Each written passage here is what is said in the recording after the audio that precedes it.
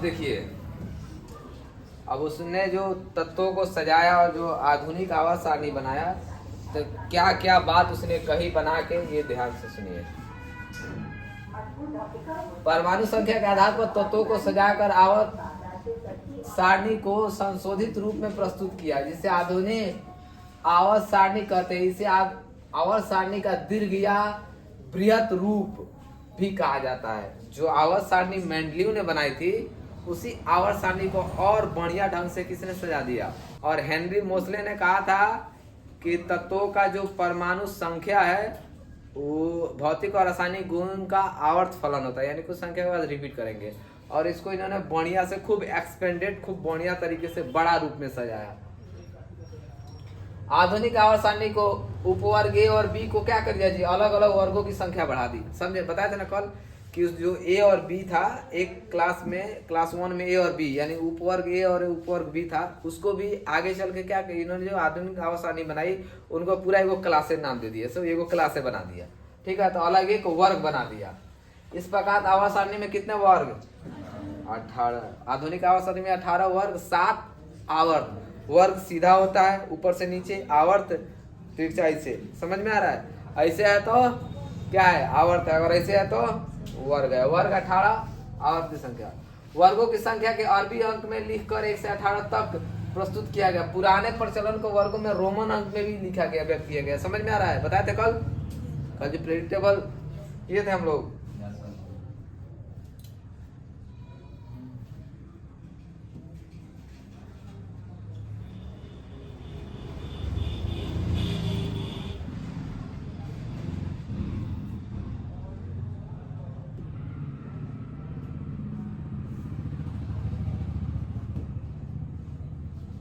ये है ई किए थे ना, एक और किए थे ना,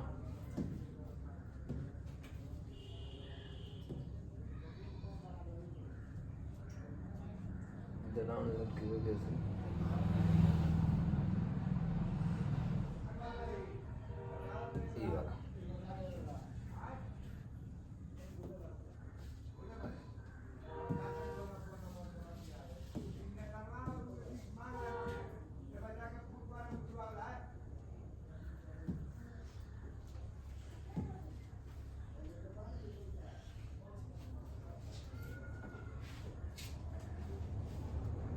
क्वालिटी कम आ गया ना।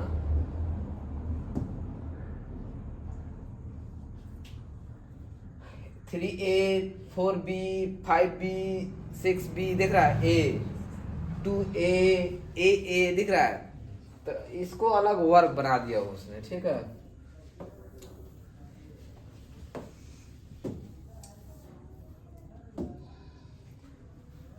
विवरण देखिए, यानी डेरिवेशन।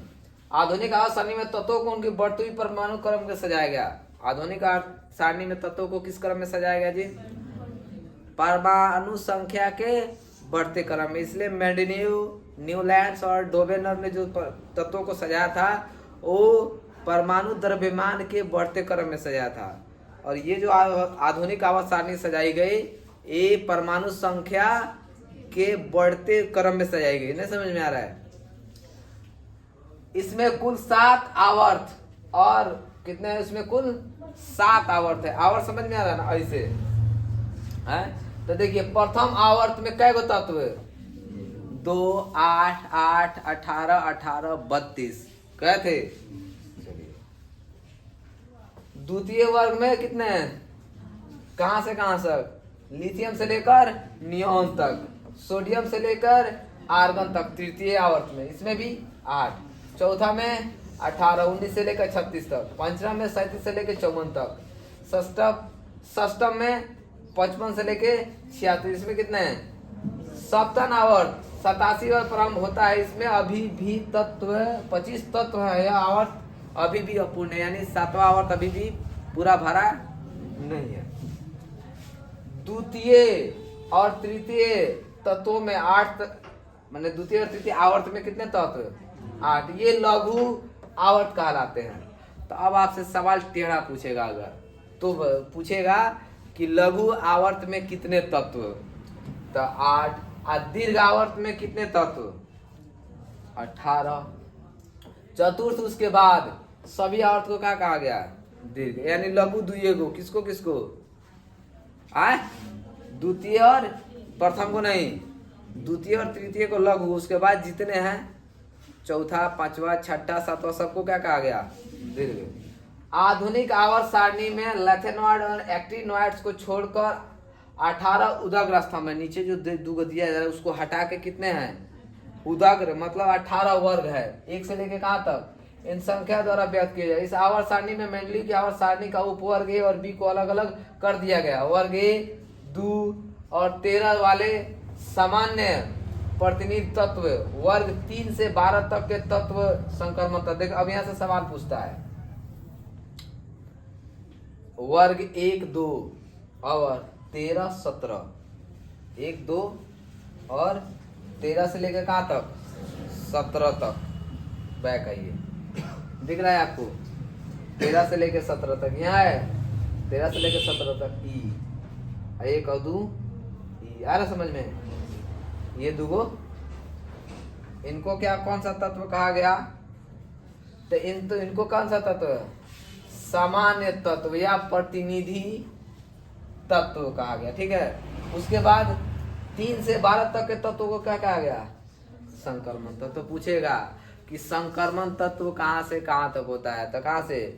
3 से लेके 12 तक होगा। ठीक है, वर्ग ए को कौन सा क्या कहा गया? क्षार धातु। और दू को क्या कहा गया? क्षारीय मृदा धातु, कल बताए थे। और 17 को कौन सा वर्ग कहा गया? हैलोजन। और 18 को क्या कहा गया? अकिरीय। क्या कहा गया जी? उत्कृष्ट गैस या अकिरीय गैस या नोबल गैसेस। समझ में आ रहा है? कल बताया था 18 वाला, इधर एक लाइन के सब कल समझाए।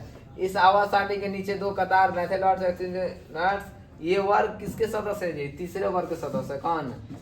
लैथेनॉइड और एक्टिनॉइड्स किसके सदस्य हैं?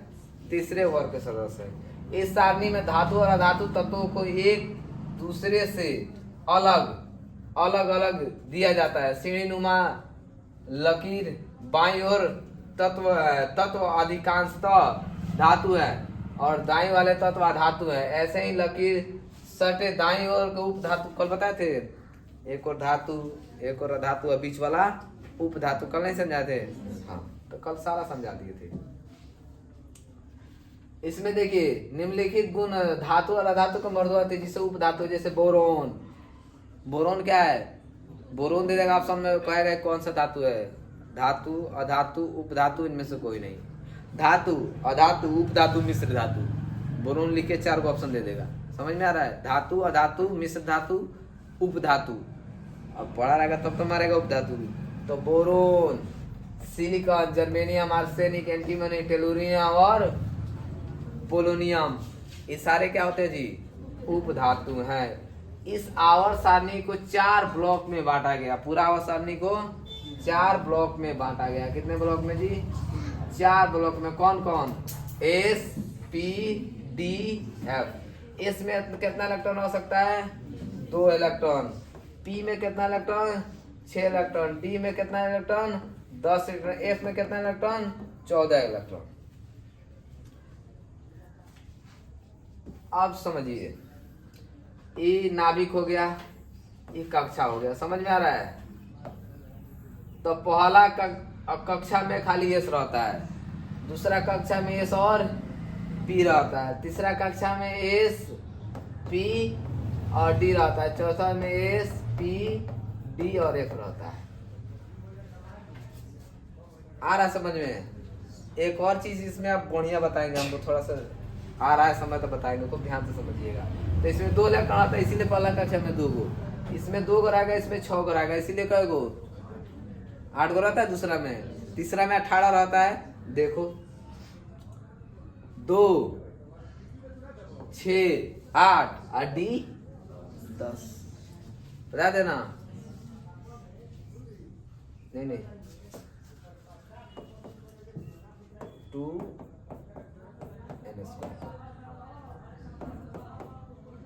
हाँ 18 आ रहा है ना। तीसरा कक्षा में कितना रहता है? 18। समझ में आ रहा है? तो ये रहते हैं, इनको सब ब्लॉक कहा जाता है। ठीक है, ब्लॉक, ठीक है ना। SPDF, अगर हम बताए थे एस ग्रुप का है, पी का है, डी का है, नीचे वाला एक्टिनोइड्स एफ का है। समझ में आ रहा है? बताया क्या चाहिए, इधर तो है।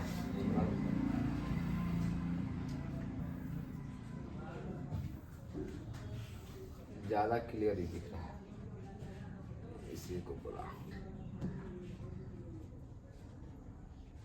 लेकिन इसमें ब्लॉक नहीं दिया ना।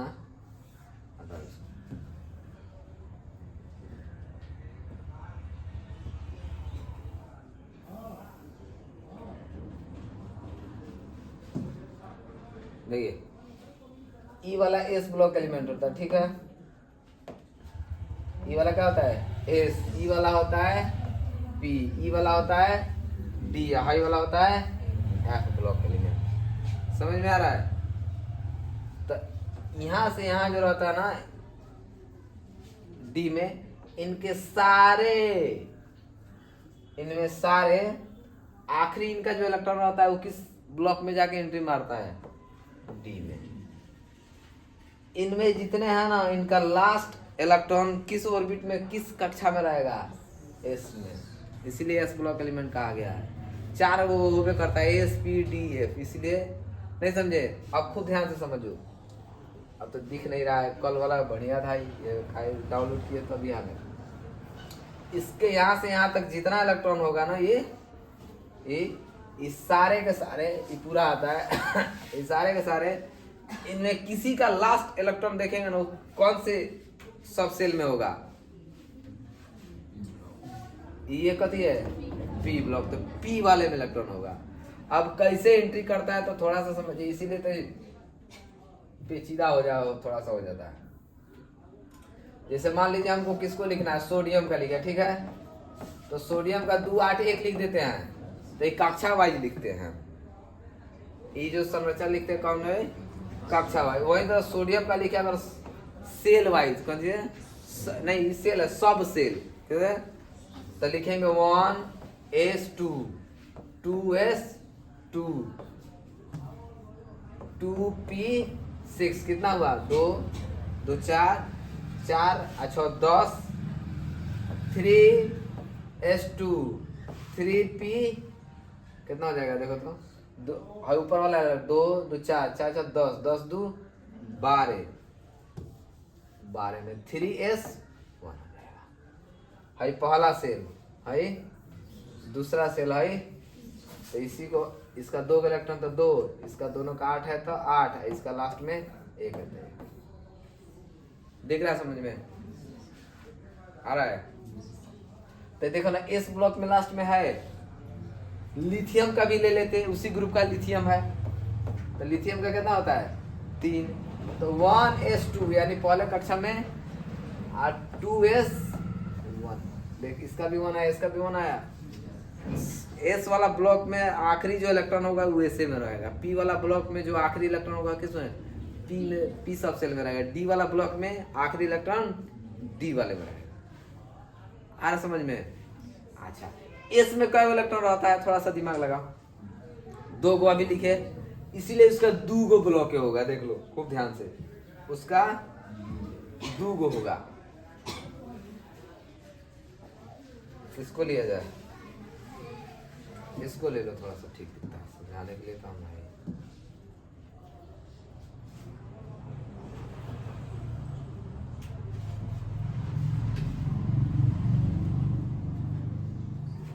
ठीक है,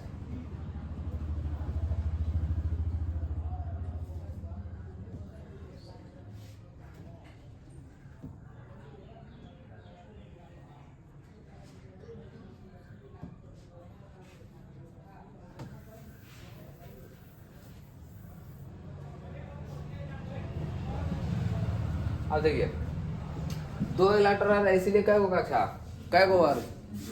2 गो। पी में कै गो इलेक्ट्रॉन रहता है? तो 6 गो होगा। देखो 1 2 3 4 5 6। डी में कै गो रहता है? देखो 10 गो होगा। 1 2 3 4 5 6 7 8 9 10। एफ में कै गो रहता है? नीचे वाला ये बताए थे कल, 14 होगा। 1 2 3 4 5 6 7 8 9 10 11 12 13 14। देखो क्या साइंस है, आ रहा समझ में? तो इतना खोज करने के बाद यहाँ तक वो लोग पहुंचा। तो इसीलिए एक छोटी सी भी चीज ऐसे ही नहीं मिलती है, बहुत मेहनत लगता है। सोचो अब सब सेट हो रहा है, सब समझ में आ रहा है, कौन आ रहा है, कैसे हो रहा है, क्यों हो रहा है। शुरू में कुछ ही जानकारी नहीं था, समझ देखे जिग जैग लाइन खिंचाया था। हाँ? Boron, silicon, arsenic, tellurium, antimony और पोलोनियम है। हेलो, हाँ हेलो, ठीक है। अरे भाई जाएगा लोग, थोड़ा सा कटने उठने में व्यस्त है। जाएगा लो ठीक। हाँ?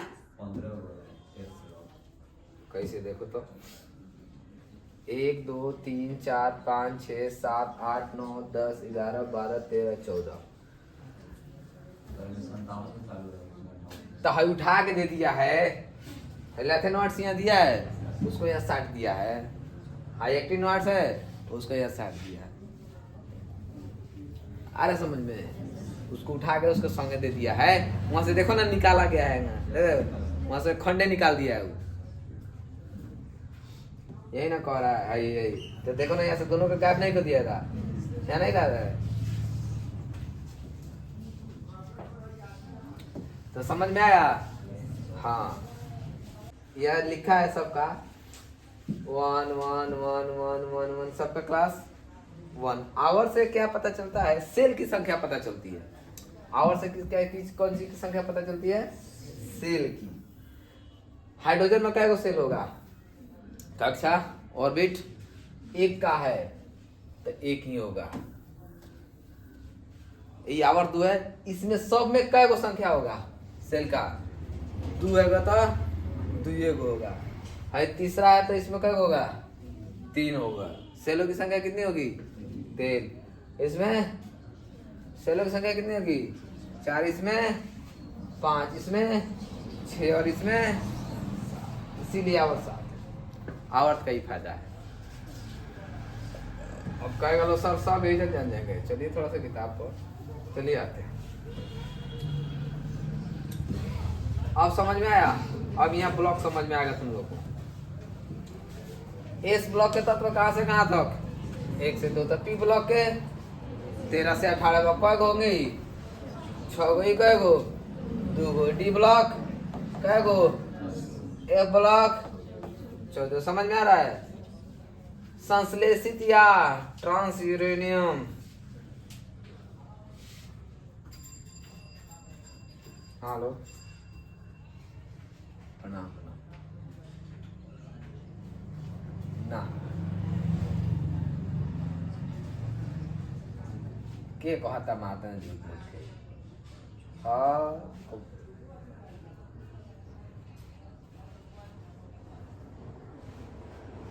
कौन हो? ऐसा बात नहीं।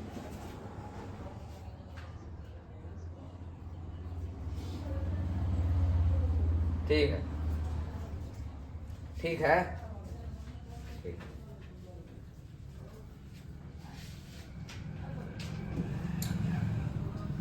संश्लेषित मतलब बाद में खोज हुआ। समझ में आ रहा है? या ट्रांस यूरेनियम तत्व है, टेक्नेशियम यानी टीसी परमाणु संख्या 43 और प्रोथियम पीएम परमाणु संख्या इतना को छोड़ करके यूरेनियम यू परमाणु संख्या 92 तक के सभी तत्वों को प्राकृतिक, यानी कुछ ऐसे तत्व है इसमें जो संशोधित किए गए, यानी कुछ ऐसा तत्व जिनको बनाया गया है। वो प्राकृतिक में नहीं पाया जाता, लेकिन उनको क्या किया गया है? बनाया गया है। तो यूरेनियम का अगर परमाणु संख्या पूछे तो इतना याद रखना 92 होता है बस। बाकी रेडियस में कुछ याद करने लायक नहीं। मेंडली के आवर्त सारणी की भी संगतियों का निवारण। मेंडली जो अपने आवर्त सारणी में जो अलग अलग नहीं समझे, अलग अलग तत्वों को अलग गुण एक जैसा था अलग रख दिया था, गुण अलग अलग था एक जैसा रख दिया था, उन सारी की जो गलतियां थी उनको भी सुधार किए गए इस आधुनिक आवर्त सारणी में। तत्वों का असंगत युग में, यानी उनको समझिए ठीक से सजा दिएगा। समझ में आ रहा है? अब कितना समस्थानी का स्थान दिया ही नहीं गया। समस्थानी को क्या किया गया? परमाणु संख्या के आधार पर रखा गया। तो परमाणु संख्या तो एक ही हो सकता है किसी भी चीज का। अब सोडियम का 11 है तो 11 किसी और का नहीं होगा। मैग्नीशियम का 12 है तो 12 के अलावा कुछ होगा नहीं। तो समस्थानिकों को एक ही स्थान में क्या किया गया? रख दिया गया। इलेक्ट्रॉनिक, देखिए इलेक्ट्रॉनिक विन्यास के आधार पर तत्वों का वर्गीकरण। इलेक्ट्रॉनिक विन्यास अभी जो लिख रहे थे ना 2 8 1, अभी लिखे सोडियम का 2 8 1, इसको क्या बोलते हैं? इलेक्ट्रॉनिक विन्यास। क्या बोलते हैं? तो उनके आधार पर अब एक वर्ग में जितने सारे तत्व होंगे सबका इलेक्ट्रॉनिक विन्यास एक जैसा होगा। समझ में आ रहा है? एक वर्ग में जितने होंगे, वर्ग 18 होता है ना, तो एक वर्ग में जितने सारे तत्व हैं सभी तत्वों का इलेक्ट्रॉनिक विन्यास क्या होगा जी? एक जैसा होगा। प्रथम आवर्त खाली हाइड्रोजन हीलियम दिख रहा है। द्वितीय आवर्त में देखिए सबके इसमें एक इलेक्ट्रॉन, इसमें एक इलेक्ट्रॉन, इसमें एक इलेक्ट्रॉन है, इसमें 2 इलेक्ट्रॉन, इसमें 2 इलेक्ट्रॉन है, इसमें 3, इसमें 3, इसमें 4, इसमें 4, इसमें 5, इसमें 5, इसमें 6, इसमें 6, इसमें 7, इसमें 7, इसमें 8, इसमें 8 है। एगो हीलियम को बताया था कि 2 पर स्टेबल रहता है। आया समझ में? तो जितना वर्ग का सबका इलेक्ट्रॉनिक विन्यास क्या होगा जी? एक जैसा होगा। हाँ, लेकिन सेलों की संख्या क्या होगी? बढ़ेगी। सेलों की संख्या बढ़ती जाएगी। लिथियम में 1 से बढ़कर 8 नियॉन हो जाते हैं, जबकि परमाणु संख्या 11 हो जाती है। उनके इलेक्ट्रॉनिक विन्यास 2 8 1 हो जाता है। इसी प्रकार लिथियम दोनों परमाणु बातम सेल में इलेक्ट्रॉन की संख्या क्या होती है जी? जिस जो भी वर्ग है, वर्ग 18 का ना, उस वर्ग में किसी एक को पकड़ेंगे। अगर उसके बाहरी सेल में 1 इलेक्ट्रॉन है तो उसमें जितने सारे तत्व हैं उन सबके बाहरी कक्षा में 1 इलेक्ट्रॉन होगा। आ रहा समझ में? तो है समान इलेक्ट्रॉनिक विन्यास वाले तत्वों का गुण समान होता है, और जिसका इलेक्ट्रॉनिक विन्यास एक समान हो उसका गुण भी क्या होगा? एक समान। तो कहा जाता है कि तत्वों के बारे में अगर आप इलेक्ट्रॉनिक विन्यास लिखना सीख गए, आप तत्वों की जन्म कुंडली निकाल सकते हैं। क्या कि एक जैसा होगा इलेक्ट्रॉनिक विन्यास। लास्ट कक्षा में 1 इलेक्ट्रॉन, उसके भी लास्ट कक्षा में 1 इलेक्ट्रॉन, तो कहेंगे दोनों का गुण एक जैसा है। जिससे लड़का लड़के ब्याह कराया जाता है ना, तो कुंडली मिलाई जाती है, तो कहते गुण समान है। तो अलग अगर किसी तत्व का इलेक्ट्रॉनिक विन्यास आप लिखना सीख जाते हैं तो बुझिए कि आप उसकी जन्म कुंडली निकाल सकते हैं कि क्या करेगा, क्या नहीं करेगा, किस तरह से करेगा। समझ में आ रहा है? पूरा गुण का अध्ययन कर सकते हैं। दूसरे शब्दों में तत्वों का गुण आवर्तता और उनके इलेक्ट्रॉनिक विन्यास की आवर्तता पर सीधा संबंध है। अगर एक जैसा इलेक्ट्रॉनिक विन्यास है तो गुण भी एक जैसा होगा। आवर्त सारणी की विशेषताएं, तत्वों का वर्गीकरण। किसी वर्ग के तत्वों के बाहर में इलेक्ट्रॉनिक विन्यास समान, गुण समान होते हैं। समझे? अगर इलेक्ट्रॉनिक विन्यास समान है तो गुण भी क्या होगा? समान होगा। किसी ऊपर से नीचे आने पर तत्वों का गुण में क्रमिक परिवर्तन होता है। ऊपर से अगर नीचे आते हैं तो थोड़ा थोड़ा चेंज होता चलाएगा, थोड़ा थोड़ा, एक बार डायरेक्ट चेंज नहीं, थोड़ा थोड़ा थोड़ा थोड़ा। जैसे हम लोग का इस रूप में ढले हैं, कहा जाता है कि हम चैंपियन से हमारा गुण मिलता है, तो थोड़ा थोड़ा थोड़ा थोड़ा विकास होते होते तब ना इस रूप में आए। उसी तरह ऊपर से नीचे जाता है पीरियोडिक टेबल में तो क्रमिक परिवर्तन होता है, धीरे धीरे धीरे धीरे थोड़ा थोड़ा सा चेंज होता है। क्या होता है? इसका कारण है कि परमाणु के नाभिक के बातम संयोजी सेल के बीच आकर्षण में क्रमिक रूप से परिवर्तन होता है। अब क्या क्या होता है समझिए। अब 1 नंबर में समझिए, कुछ ध्यान से। अब जो बात पूछेगा एग्जाम में पूछता है, इलेक्ट्रॉनिक विन्यास। किसी वर्ग विशेष के सभी तत्वों का इलेक्ट्रॉनिक विन्यास क्या होता है जी? अगर एक वर्ग है तो उसका इलेक्ट्रॉनिक विन्यास भी क्या होगा? एक जैसा होगा। अर्थात सभी तत्वों का परमाणुओं में संयोजी सेल में संख्या क्या होती है? अब संयोजी सेल क्या होता है सर? ये समझिए हमको। संयोजी दिया ना, परमाणुओं में संयोजी इलेक्ट्रॉन, तो संयोजी सेल समझिए, फिर संयोजी इलेक्ट्रॉन समझिएगा। आखिरी भी किसी भी तत्व के बाहरी कक्षा में जो सेल होता है उसको कहते हैं संयोजी सेल, और बाहरी कक्षा में जो इलेक्ट्रॉन होता है उसको कहते हैं संयोजी इलेक्ट्रॉन। ठीक है? अब जैसे ये हमारा सोडियम है, यहाँ प्रोटॉन और न्यूट्रॉन होता है। प्रोटॉन पे कितना चार्ज? 1.6 - 90 कूलम रहता है। प्रोटॉन पे प्लस होता है, इलेक्ट्रॉन पे इतना ही माइनस चार्ज होता है। तो प्रोटॉन और न्यूट्रॉन होता है, भार इलेक्ट्रॉन में नहीं होता है। इलेक्ट्रॉन कक्षा में घूमता है, उसमें भार नहीं होता है। इस सेल को कहते हैं के, इसको एल, इसको एम। जितना जो पहले होगा उसका ऊर्जा लेवल कम होगा, उससे ज्यादा इसका मतलब अंदर से बाहर जाने पर ऊर्जा लेवल क्या होता है जी, बढ़ता है, और बाहर से अंदर आने पर ऊर्जा लेवल कम होता है। आ रहा समझ में? नहीं आ रहा समझ में? नहीं, देखिए ई सेल है, ई सेल है, ई सेल है। ई सेल के में 2 गुणा रह सकता है, एल में 8 गुणा रह सकता है, 8 से ज्यादा नहीं, 8 से ज्यादा होगा अगला कमरा में जाना पड़ेगा। इसमें कितना रह सकता है? 8, कितना बताए थे? 18, कितना?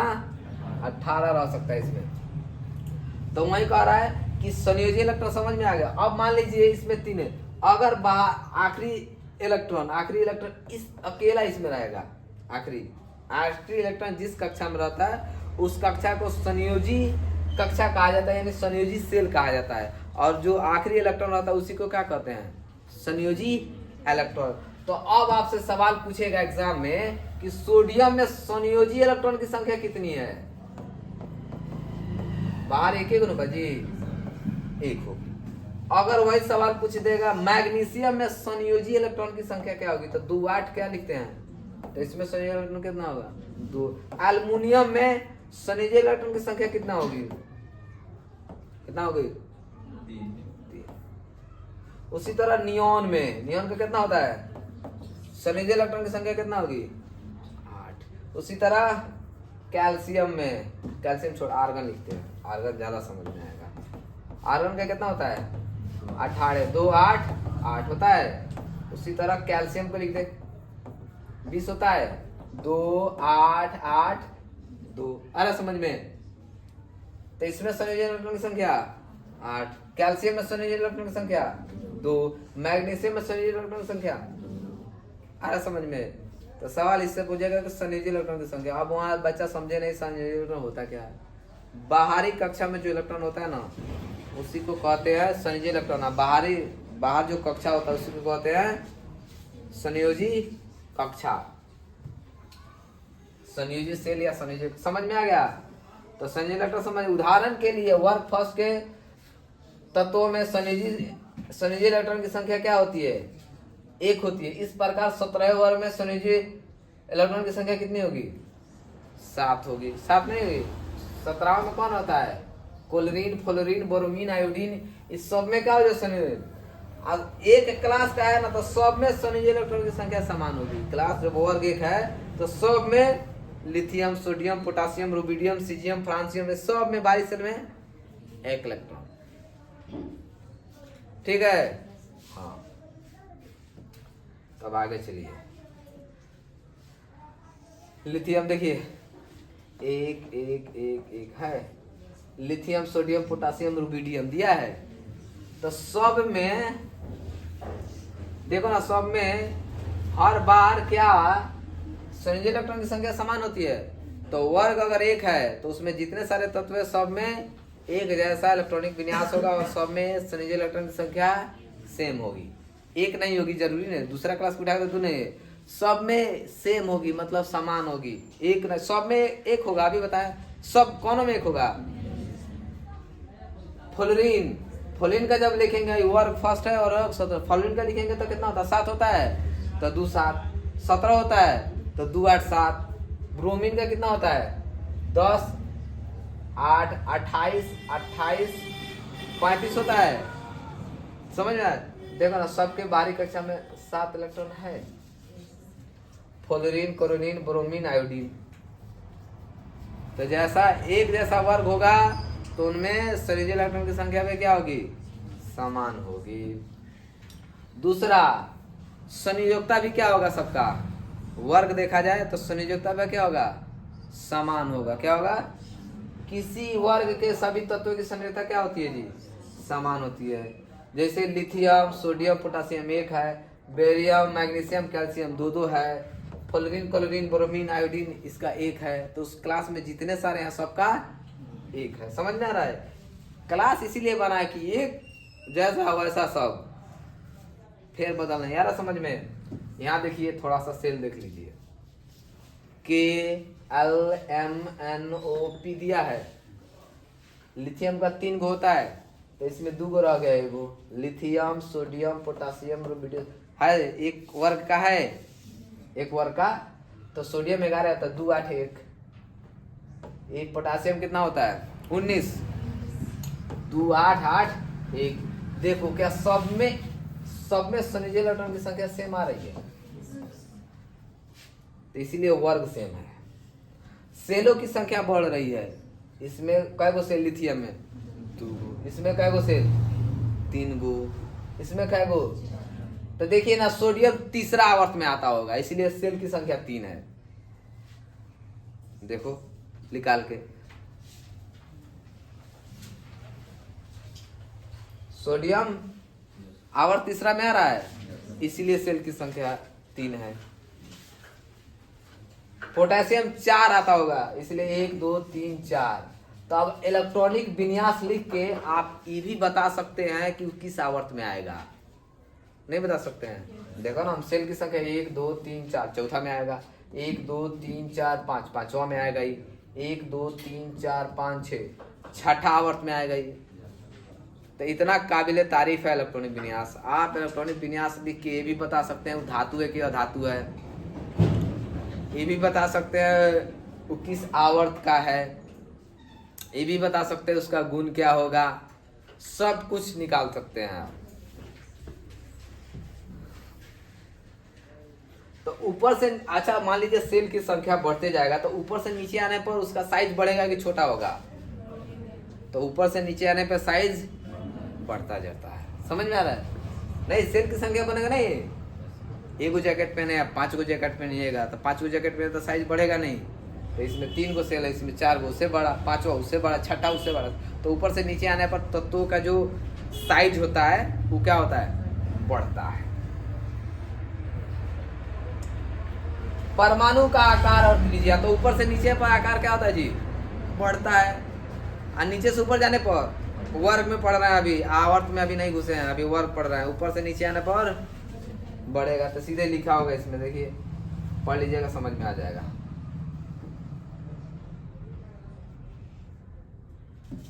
आवर्त सारणी के किसी वर्ग में ऊपर से नीचे आने पर परमाणु संख्या का क्या होता है जी, आकार बढ़ता है। बस इतने जानकारी रखना।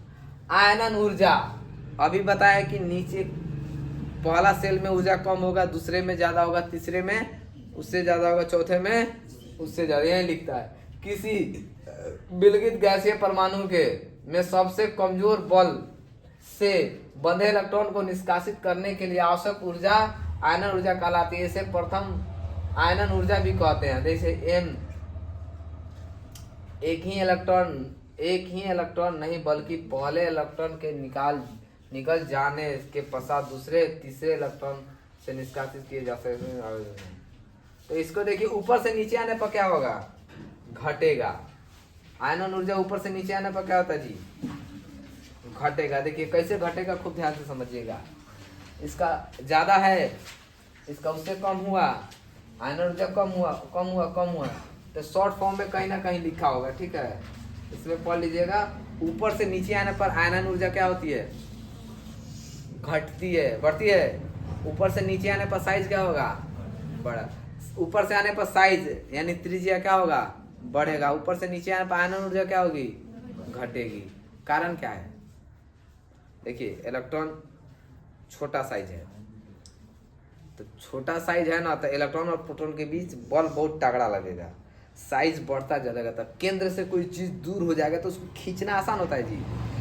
तो उसको कम है ना, छोटा धागा है, पूरा टाइट बांधिएगा। यहाँ से आप फतेहपुर चले जाए तो पूरा धागा आप सोच बांध सकते हैं, का है, तो समझ में आ रहा ना। तो ज्यादा इलेक्ट्रो साइज बढ़ेगा, तो सेंटर यहाँ आया, बहुत दूर चला गया, उसका लास्ट वाला ऑर्बिट, तो उसको निकालना क्या हो जाएगा जी, आसान नहीं होगा, उन्हें से उन्हें खींच लेगा कोनो। इसमें उसका उस पर उतना जितना दूर जाएगा ताकत कम होता ना चला जाएगा। नहीं आ रहा, समझ में आ रहा है? मान लीजिए न्यूक्लियस है, इसमें जितना बल लगेगा उससे ज्यादा कम इसमें लगेगा, उसमें कम इसमें लगेगा, इसमें कम लगेगा, इसमें कम। भाई अब यहाँ से एकदम बाहर चला गया, तो इसको खींचना आसान नहीं है। यहाँ से निकाल के लाना और यहाँ से खींच लेना, दोनों में फर्क है। यहाँ का ऊर्जा ज्यादा लगेगा आपको खींचने में, यहाँ का है कि दूरी बढ़ जाएगी, जैसे दूरी बढ़ेगा बल क्या हो जाएगा, कम हो जाता है। आ रहा समझ में? हाँ, तो अब देखिए धात्विक गुण। किसी वर्ग के ऊपर नीचे आने पर धात्विक गुण क्या होती है? बढ़ने लगती है। ऊपर से नीचे आइएगा ना तो और बढ़िया धातु होते जाता है। इसीलिए देखिए सोना चांदी नीचे है। ऊपर से नीचे आने पर धात्विक गुण क्या होता है? बढ़ता है। ये आपको याद रखना पड़ेगा। उसके बाद विद्युत ऋणात्मकता। तो देखिए संयोजक बंधन से जुड़े इलेक्ट्रॉन युग्म अपनी ओर आकर्षित करने के लिए परमाणु की क्षमता को उसकी विद्युत ऋणात्मक कहते हैं। आवर्त सारणी में किसी वस्तु ऊपर नीचे आने पर विद्युत क्या होती है? घटती है। ऊपर से नीचे जाने पर विद्युत ऋणात्मक क्या होती है जी? ऊपर से नीचे वर्ग समझ रहा है ना, तो क्या होगी? घटेगी। क्रियाशीलता भी क्या होगी? बढ़ती है। ऊपर से नीचे आने पर धातु की क्रियाशीलता क्या होती है जी? धातु की क्रियाशीलता क्या होगी? बढ़ती। तो आपको याद करना पड़ेगा कब बढ़ेगा कब घटेगा। ऊपर से नीचे पर अधातुओं की क्रियाशीलता क्या होती है?